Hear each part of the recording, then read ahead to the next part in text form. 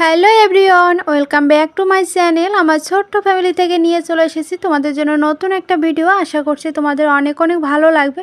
চেষ্টা করি তোমাদের যাতে ভালো লাগে, তোমরা অবশ্যই কমেন্ট করে জানাবে, তাহলে আমারও খুব ভালো লাগবে। আর দেখো সকালবেলা কাজকর্ম শুরু হয়ে গেছে, সেগুলো দিয়ে ভিডিওটা শুরু করলাম। আর দেখো আমি দুটো রুম কিন্তু পরিষ্কার করে নিয়েছি, মানে ঝাড়ু দিয়ে নিয়েছি আর কি। আর এখন ডাইনিং রুমটা বাকি আছে।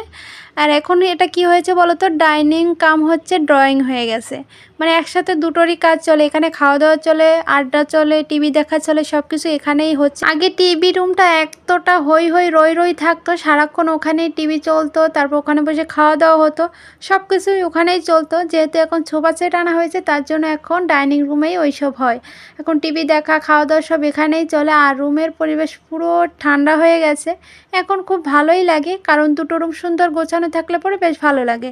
শুধু এই ডাইনিং রুমটার উপর দিয়ে যত ঝড় বয়ে যায়, এখানেই হোক একটা রুম গোছাবো ঠিক আছে, দুটো রুম গোছাতে, তিনটা রুম গোছাতে একদমই ভালো লাগে না সবসময়। আর জানো তো, শীতের সময় দিনটাও অনেকটা ছোট, এখন কাজ করে না ঠিকঠাক আগানো যায় না, কাজ করে পারি না, অথচ সময় কিন্তু চলে যায়। আর সময় কিন্তু আমাদের জন্য বসে থাকে না।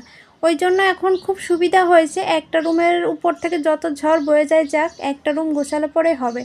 আর দুটো রুম যদি আমি একটা বেলা গুছিয়ে রাখি, তাহলে সারা দিন সুন্দর একদম টিপটপ গুছানো থাকে। তো এটা বেশ সুবিধা হলো আমার। আর জানো তো, এই ডাইনিং রুমে এখন জায়গাটা একটুখানি চাপা হয়ে গেছে, যেহেতু ছোপা রাখার পরে না একটু মানে অনেকটা জায়গা চেপে গেছে। এখন পুরো চাপাচাপির ভিতরেই হাঁটা চলা করতে হয়। আগে যেরকম একদম খোলা মাঠের মতো ছিল, ওরকমটা একদমই নেই। তবে ঝাড়ু দিতে, ঘর মুছতে খুবই অসুবিধা হয়, তবে ওটা ম্যানেজ হয়ে যাবে। একটা ভালো জিনিস ঘরে এসেছে, একটু তো কষ্ট করতে হবে, তাই না? আর এটা আমার বরের খুবই শখ ছিল, খুবই শখ ছিল। তো এটা হচ্ছে বেতের, আমার তো খুবই পছন্দ হয়েছে। আর তোমরা অবশ্যই কমেন্ট করে জানিও। আর আমার একটা জিনিস কি জানো তো, একটা লোক আসলে পরে না আমি বসতে দিতে পারতাম না, খাটের উপর নিয়ে বসাতে হতো, সেটা আর এখন করতে হবে না। তো বাসি কাজ সবই হয়ে গেছে। আর দুপুরবেলা যেহেতু বাসায় থাকবো না, তার জন্য দুপুরের মুছামুছিটাও এখন করে নিলাম। আর পাপোশটা ধুয়ে রেখেছিলাম, পাতানো হয়নি, তো ঘরটা মুছলাম, সকাল সকাল একবার পেতে নিলাম। কাজ যেহেতু হয়ে গেছে, ফ্রেশ হয়ে চেঞ্জ করে নিয়েছি, এখন যাবো হচ্ছে পুজো দিতে। তো তার আগে ঠাকুরের থালা বাসনগুলো ধুয়ে নেবো, ধুয়ে পুজোটা দিয়ে তারপর রান্না বসাবো। তো চলো, পরে আবার দেখা হচ্ছে। আজকে সকাল থেকে দেখছি রোদ উঠেছে, আবার হচ্ছে চারিদিকে ঘন কুয়াশা। এই দেখো, কিছুই দেখা যাচ্ছে না সেরকমভাবে, তবে রোদটা উঠেছে বেশ, তার জন্য করে একটুখানি গরম গরম লাগছে। আর দেখো কবুতর উঠছে, মিষ্টি মিষ্টি রোদ। এই রোদে বসে থাকতে তো অবশ্যই ভালো লাগে। চলো, আর আমি এখানে ঝুড়ি নিয়ে এসেছি, ফুল তুলবো, সেজন্য আর কি ঠাকুর পুজো দেবো। এই দেখো গাছে একটা ফুলও ফুটে রয়েছে, এখানে একটা ফুটেছে। এই দেখো টুলটা গতকালকে রেখে দিয়েছিলাম, আর নেওয়া হয়নি। এ পাশটায় দেখো কুয়াশায় ভর্তি। তো ভাবলাম যেহেতু ছাদে যাচ্ছি, জামা কাপড়গুলো শুধু শুধু বারান্দায় দিয়ে সময় নষ্ট করব না, ছাদে দিয়ে গেলে পরে ভালোভাবে শুকিয়ে যাবে, তাড়াতাড়ি করে বাইরে থেকে এসে পড়তে পারবো। আর জানো তো, কুয়াশার জন্য কেমন একটা ঘোলা ঘোলা লাগছে।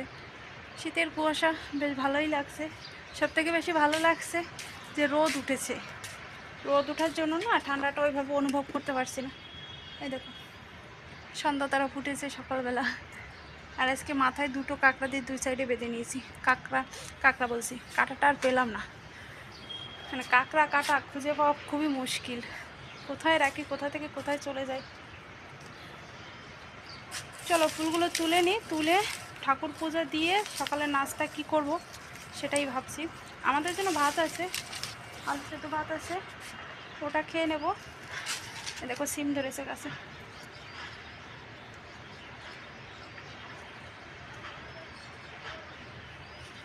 চলো, এই দেখো কতগুলো ফুল ফুটেছে।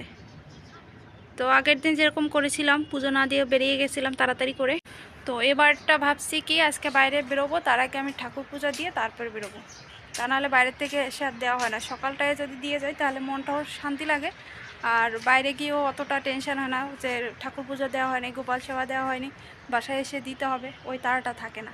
তো আজকের জন্য তাড়াতাড়ি করে উঠে ঘরের কাজ কমপ্লিট করে ঠাকুর পূজা দিয়ে নাস্তা করে তারপর বেরোবো। তো কোথায় যাচ্ছি সেটা অবশ্যই সেখানে গিয়ে ভিডিও শেয়ার করবো। চলো,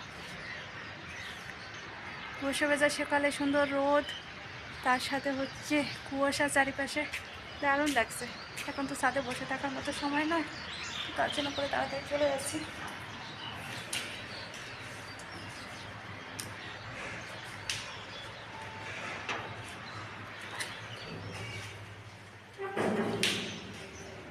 সকালের কাজের ভিতর এটা একটা সবথেকে বড় কাজ হচ্ছে ঠাকুর সেবা দেওয়া। তো সকালবেলা দেখো আমি আজকে ঠাকুর সেবা দিয়ে নিয়েছি। আমার গোপুসোনাকে কত সুন্দর লাগছে একটু দেখো তোমরা। আমার তো খুবই ভালো লাগে, পুজো দেওয়ার পর এতটা শান্তি লাগে, ওর মুখের দিকে আমি তাকিয়ে বসে থাকি, কী দারুণ লাগছে। তো চলো এখন নাস্তা বানাবো, রান্নাঘরে যাই। তো আজকে সকালে করবো হচ্ছে চিতই পিঠা। বর বললো যে সকালবেলা গরম গরম চিতই পিঠা করো, ওটাই খাবো সকালবেলা নাস্তায়। তো এখানে একটু হালকা গরম জলতে লবণ দিয়ে ভালো করে গুলে নিয়েছি, একটু মানে গাঢ় করে আর কি। এই দেখো, আর এইখানটাতে ছাঁচটা পরিষ্কার করে এই যে একটুখানি গরম হতে দিলাম। একটুখানি গরম হয়ে গেলে তারপরে পিঠাটা বানাতে দেবো আর কি চুলায়। আর এই দেখো সোনা মা ঘুম থেকে উঠে গেছে। তো চলো তো দেখি কেমন হয়েছে। এই যে ফুলকো ফুলকো হয়নি, তবে ভিতরে ঝাঁঝরা ঝাঁঝরা হয়েছে, তো ভিতরে আর কাঁচা থাকবে না। এই শীতের সকালে যদি গরম গরম চিতই পিঠা হয় তাহলে আর কি লাগে বলো। তার সাথে যদি কষা কষা একটুখানি মাংস হতো তাহলে পুরো জমে যেত সকালের নাস্তা। তো সেটা আজকে হবে না, কারণ আজকে একদমই নিরামিষ। আর আজকে যাব হচ্ছে মন্দিরে, দেখতেই পাচ্ছো, বুঝতেই পারছো যে কোথায় চলে এসেছি, লোকনাথ মন্দিরে এসেছি। তো সকালবেলা থেকে আমি চেষ্টা করেছি উপোস থেকে তারপর পুজোটা দেব, কিন্তু সেটা অনেকটা সময় হয়ে গেছে, 11টা বেজে গেছে। এতটা সময় আমি থাকতে পারছিলাম না, আমার গ্যাস্ট্রিকে এতটা পেটে ব্যথা করছিল। তো ওই জন্য আমি করলাম কি, এক পিস মানে পিঠাকে একটুখানি জল খেয়ে তারপরে এসেছি। ঠাকুর যেন আমাকে মাফ করে যায় ভুল ত্রুটি হলে। আর আমার একটা বিশ্বাস আছে জানো তো, যে ঠাকুরকে যদি আমি ভক্তি ভরে মন দিয়ে ডাকি বা প্রার্থনা করি, পূজা দিই, সেটা অবশ্যই ঠাকুর গ্রহণ করবে, এই বিশ্বাস এই ভক্তি আমার আছে। তো অনেকেই বলে উপোস থেকে দিলে ভালো হতো। হ্যাঁ, অবশ্যই ভালো হতো, কিন্তু সেটা আমার শরীরের দিক থেকে আমি পারছিলাম না, ওই জন্য করিনি। তো যাই হোক, তো এখানে এসে সকালবেলা দেখো অঞ্জলি কিন্তু দেয়া হয়ে গেছে। আর আমি প্রথম আসলাম সকাল, তবে এর আগে যতবারই এসেছি সন্ধ্যার দিকে আসা হয়েছে, তবে এবার সকালবেলায় এসে অঞ্জলি দিয়ে বেশ ভালো লাগছে, মনটা পুরো শান্ত। আসল কথাটাই তো তোমাদের সাথে শেয়ার করা হলো না। মন্দিরে আসার কারণটা কি, আমার বর মানত করেছিল যে আমার মেয়ে যদি ভালোভাবে চান্স পেয়ে যায় তাহলে আমি লোকনাথ বাবার দরবারে আমি মিষ্টি দেব। তো সেটারই জন্য আসা হয়েছে। মা বাবার মন্দিরে আমি মিষ্টি দিয়েছি, মিষ্টি দিয়ে এখন দেখো ধূপধুনো দিয়ে দিচ্ছি প্রতিটা মন্দিরে। আর এখানে দেখো আমার বাবা লোকনাথকে দেখতে পাবে, আর বাবার দর্শন করতে পেরে তো ভীষণ ভালো লাগছে। আর জানো তো, মন্দির এমনই একটা জিনিস যেখানে গেলে তোমার মন খারাপের মানে সুযোগই থাকবে না। যতই তোমার মন খারাপ হোক না কেন, সেখানে ঢোকার সাথে সাথে তোমার মনের ভিতর থেকে ওই খারাপ জিনিসগুলো বেরিয়ে যাবে, আর মনের ভিতর একটা শান্তি শান্তি ফিল হবে। আমার তো ভীষণ ভালো লাগে, যতটা সময় এই মন্দির চত্বরে থাকি ততটা সময় এতটা ভালো লাগা কাজ করে, কি বলবো তোমাদের। বাবার কাছে আমার সমস্ত মনের কথা বলে গেলাম। মনের কথা বলতে একটাই, আমার মেয়েটাকে ঘিরে আমার সব কিছু। তোমার মেয়েটার ভবিষ্যৎ যেন উজ্জ্বল হয়, এই কামনাই করি। বাবার মন্দিরে ঢুকতেই ডান দিকেই ফটোটা বাঁধে, তো এতটা ভালো লাগলো দেখে, তাই আমি একটুখানি ভিডিও করে নিলাম তোমাদের সাথে শেয়ার জন্য। দেখেও শান্তি লাগে, তাই না বলো। আমাদের মন্দিরের সমস্ত পর্ব শেষ, এখন হচ্ছে বাড়ি ফেরার পালা। তবে আজকে একটা ভালো দিনই এসেছিলাম, সেটা হচ্ছে আজকে মন্দিরে দেখলাম গীতাযজ্ঞ হচ্ছিল। তো এটা তো সবসময় পাওয়া যায় না, অনেক ভাগ্য করে পাওয়া যায়। হঠাৎ করে এসেছি, পেয়ে গেছি সামনে, তো এটারও সামিল হয়ে গেলাম। আর যাওয়ার সময় ঠাকুর ঘরের জন্য ধূপকাঠি নেবো, তো এই দোকানটাতে এসেছি। আর এতটা ভালো লাগা কাজ করছে, কি বলবো, ইচ্ছাই করছে না মানে চলে যাই, কিন্তু দুপুরবেলা করে আবার আমার বরের ডিউটি আছে, ওকে আবার বেরোতে হবে। তো ওর জন্য করে একটু তাড়াহুড়ো করছি যে তাড়াতাড়ি গিয়ে বাসায় গিয়ে আবার রান্না বান্না করছি। যতবারই আসি ততবারই ভেবে যাই যে বাবা লোকনাথের একটা পাঁচালি নিব, কিন্তু সেটা লাস্ট মুহূর্তে যে হয়ে ওঠে না, হয়তো বা তাড়াহুড়ো করে বেরিয়ে যায় আর মনেই থাকে না। বাসায় যখন ফিরি ঠিক তখনই মনে পড়ে। তো এবার বরকে বললাম এবার নিয়েই যাব। তো বরকে বলার সাথে সাথে বলো ঠিক আছে চলো নিয়ে আসি, নিয়ে তারপর বেরিয়ে যাব। আর মন্দিরের সামনে এই দোকানটা, এখানে সমস্ত কিছু পাওয়া যায়, মালা থেকে শুরু করে বই, গীতা, তারপর পাঁচালি, সমস্ত কিছু পাওয়া যায়। এখান থেকে আমি লক্ষ্মীর পাঁচালি নিয়েছিলাম, মালা নিয়েছিলাম। তো এখানে সমস্ত কিছু এভরিথিং পাওয়া যায়, ঠাকুরের পূজার মানে সমস্ত বই আর কি, সব কিছু এখানে পাওয়া যায়। তো এখান থেকে নিয়ে নেবো একটা লোকনাথ বাবার পাঁচালী। তো এখানেই দেখছিলাম দুজনে কোনটা নিব কোনটা দেখব, মানে এগুলোই দেখতেছি আর কি। এটা তো আগে কখনো নেওয়া হয়নি, আর লোকনাথ বাবার পাঁচালী কখনো পড়াও হয়নি, তো এটাই ফার্স্ট টাইম। তো দেখতেছি কোনটা কেমন, তো সেটাই দেখা চলছে, দুজনা মিলে দেখে নিচ্ছি। তারপরে চলে আসলাম একটা দোকানে। এখানে দেখো সমস্ত আইটেমের জিনিসপত্র আছে, কসমেটিক্স থেকে শুরু করে জুতা, কোনোটাই বাদ নেই। ভ্যানিটি ব্যাগ, সাইড ব্যাগ, সমস্ত কিছু আছে এখানে। তো একটা উদ্দেশ্যে এখানে ঢুকেছি, তো সেখানে কাজটা আমাদের হয়ে গেছে, এখন যাবো হচ্ছে বাসায়। আর কি নিলাম সেটা অন্য একটা ভিডিও। তো বন্ধুরা এখন সময় হচ্ছে 3টা বেজে গেছে। তো বাসায় এসে ফ্রেশ হয়ে রান্না করলাম, আলু সেদ্ধ উচ্ছে সেদ্ধ দিয়ে ভাত বসিয়ে দিয়েছি, আর বেগুন ভাজি করলাম। তারপর আবার ফ্রেশ হয়ে এদিকে ঠাকুর সেবা দেওয়া হয়ে গেছে।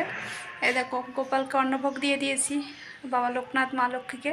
তো দিয়ে এখন যাব হচ্ছে খাওয়া দাওয়া করতে, ভোগ নামিয়ে তারপর যাব হচ্ছে খাওয়া দাওয়া করতে। আর মন্দির থেকে আসার সময় দুটো জিনিস নিয়ে আসলাম ঠাকুর করার জন্য, সেটা একটুখানি দেখাই চলো। এই হচ্ছে ভোগ দিয়েছি। আর যখন মন্দিরে বেরোচ্ছিলাম তখন এই দিদি লুচি আর পাতাকপি, হ্যাঁ পাতাকপির সবজি দিয়েছিল, সেটা আর ভগবানকে নিবেদন করতে পারিনি। তো ভাবলাম কি দুপুরবেলা এসে তারপর দেব। তো তারপরে আবার দিদি এই যে অন্ন ভোগ দিল। তো এখানে ভোগ দিয়ে দিয়েছি গোপাল, লোকনাথ বাবা, মা লক্ষ্মী সবাইকে। আর এখানে দুটো জিনিস এনেছি, একটা হচ্ছে লোকনাথ বাবার পাঁচালী। এটা আগে যখন মন্দিরে গিয়েছিলাম কিনবো ভেবেছিলাম, কিন্তু আর মনে ছিল না, তো এবার মনে করে নিয়ে আসলাম। আর এটা হচ্ছে ধূপকাঠি, মন্দির থেকে আনা হয়, এক এক প্যাকেট করে আনা হয়, প্রায় অনেক দিন চলে যায়। আগের বার এনেছিলাম, সেটা এখনও পর্যন্ত একটা আছে। তো ভাবলাম কি এখনই নিয়ে যাই, তো নিয়ে এসেছি। এই দেখো। তো চলো ভিডিওটা এখানে শেষ করে দিই। সবাই ভালো থেকো, সুস্থ থেকো, দেখা হবে নেক্সট ভিডিওতে। টাটা।